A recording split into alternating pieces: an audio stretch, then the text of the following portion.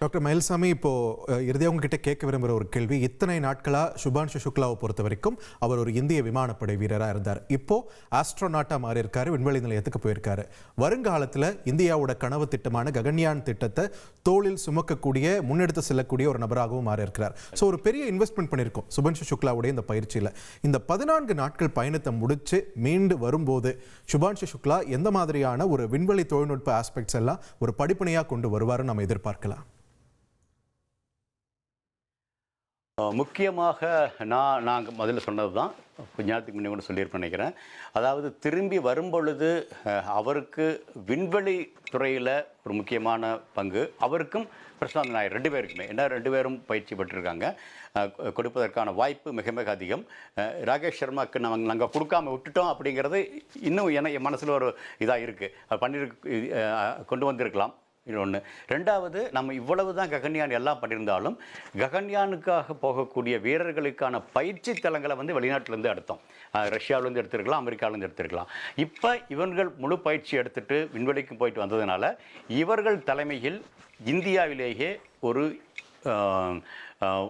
விண்வெளி வீரர்களுக்கான பயிற்சி மையம் உருவாக்குவதற்கான வாய்ப்பு உடனே நடத்தப்பட்டுச்சு. அப்படின்னா நாளைக்கு ககன்யான் 2, 3 வரும்பொழுதோ அல்லது எக்ஸாம் 8, 9 வரும்பொழுதோ வெளிநாட்டில் போய் நாம் பயிற்சி எடுத்துகிட்டு வராமல் இங்கே பயிற்சி எடுத்தவர்களை அங்கே போவதற்கான வாய்ப்புகளை உருவாக்க முடியும்.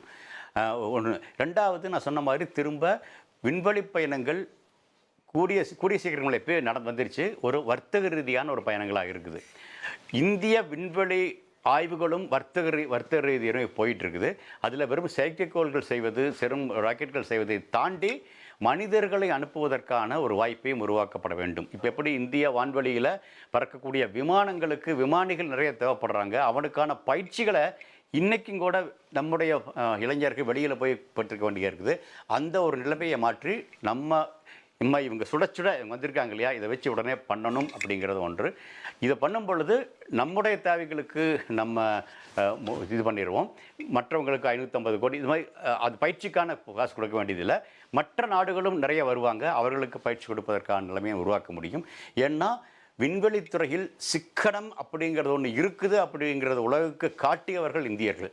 அதை இதுலேயும் காமிக்க முடியும்னு நினைக்கிறேன். அந்த வகையில் வரும் காலகட்டங்களில்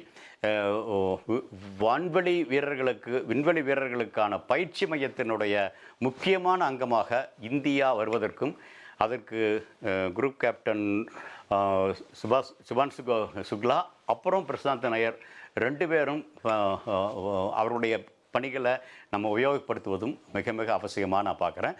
இது ககன்யானில் அவர் பணிப்பதையும் தாண்டி அவர்கள் செய்ய வேண்டிய ஒரு செயலாக நான் எதிர்பார்க்கிறேன். ரைட். டாக்டர் மயில்சாமி, இப்போ சுபான்ஷு சுக்லாவை கொண்டாடக்கூடிய இதே தருணத்தில் நம்ம ராகேஷ் சர்மா அவர்களையும் பேச வேண்டியது அவசியமாகிறது. நீங்கள் குறிப்பிட்ட மாதிரி ஒரு பெரிய சாதனை அவர் விண்வெளிக்கு பயணமானது 41 ஆண்டுகளுக்கு முன்னாடி. ஆனால் நீங்கள் குறிப்பிட்ட மாதிரி ஒரு ப்ராப்பரான கிரெடிட் அவருக்கு கிடைக்காம போனதுக்கு என்ன காரணம்னு நினைக்கிறீங்க? அதன் பிறகு எந்த ஒரு திட்டத்திலும் பெரிய பங்கு அவருக்கு வழங்கப்படவில்லையா? அது நான் ஏற்றுக்கொள்ள வேண்டிய ஒன்று நான் நினைக்கிறேன். ஏன்னா அப்படி தான் நான் பார்க்குறேன், என்னை பொறுத்தளவுக்கு நான் பார்க்குறேன். ஏன்னா அவரை அதுக்கு பிறகு பல இடங்களுக்கு சந்திக்க வேண்டிய அவசியம் இருந்தாலும் கூட அவரை நாம் சரியாக பயன்படுத்தி கொள்ளலையோ. ஏன்னா இப்போ ககன்யான் வரும்பொழுது இந்த திட்டங்களுடைய அதனுடைய ஆலோசனை கூட்டங்களுக்கு வர்றாரு அவர். ஆனால் அதை தாண்டி அவர் நிறையா செஞ்சு வச்சிருக்கலாம்.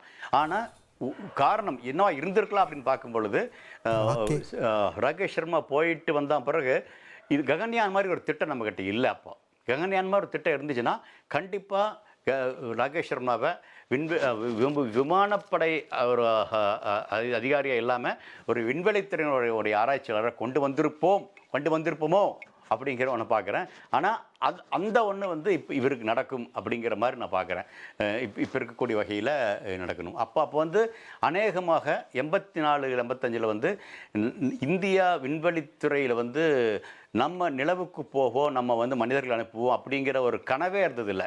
கலாம் கிட்ட கூட சொல்லியிருக்கிறேன், ஐயா நீங்கள் கனவு காணுங்கள்னு சொல்லியிருக்கீங்க, ஆனால் உங்கள் காலத்தில் இது மாதிரி ஒரு கனவே இருந்ததா தெரியலை அப்படின்னு சொல்லியிருப்பேன். என்ன 2020 திட்டத்திலையும் கூட இந்தியாவினுடைய நிலவு பயணமும் இந்தியாவினுடைய செவ்வாய் பயணமும் இந்தியர்கள் மனிதர்கள் அனுப்பும் பயணத்தை பற்றி குறிப்பிடப்படவே இல்லை. அதாவது கனவு நாயகனே கனவு காண முடியாத ஒரு நிலையாக இருந்த காலம் அது அப்போ. ஆனால் இப்போ அப்படி இல்லை, இது நினைவு பண்ண முடியும் அப்படிங்கிற மாதிரி பார்க்குறேன். அநேகமாக அந்த இதில் வந்து நம்ம ராகேஷ் சர்மாவினுடைய இதை வந்து சரியாக பயன்படுத்தாமல் போயிட்டோமோ அப்படிங்கிற ஆதங்கம் கண்டிப்பாக திரும்ப திரும்ப பல இடங்களில் சொல்லியிருக்கிறேன்.